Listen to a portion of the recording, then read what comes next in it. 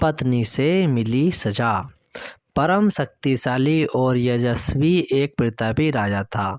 उसका नाम नंद था। उसका मंत्री का नाम बरूची था। वह सभी शास्त्रों का ज्ञाता और विचारक था। वह अपनी पत्नी को बहुत चाहता था। एक बार किसी बात पर उसकी पत्नी से उसका झगड़ा हो गया। पत्नी उससे नाराज हो गई और अनशन करके प्रण देने पर तुल गई।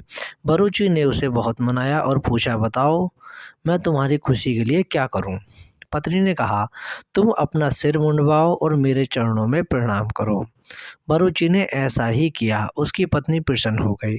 इसी प्रकार एक बार राजा नंद की पत्नी भी क्रोध करके शोर मचाने लगी। राजा भी अपनी पटरानी को बहुत प्यार करता था, इसलिए उसने उससे पूछा, तुम्हें प्रसन्न करने के लिए मैं क्या करूं?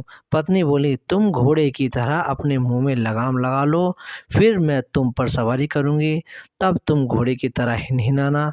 राजा नंद ने विवश होकर पत्नी को प्रसन्न करने के लिए ऐसा ही किया। अगले दिन राजसभा में नंद ने महामंत्री बरूची को मुंडित केश देखकर पूछा, अरे महामंत्री, तुमने किस पर्व पर यह मुंडन करवा लिया? चतुर महामंत्री से कुछ भी छिपा हुआ नहीं था।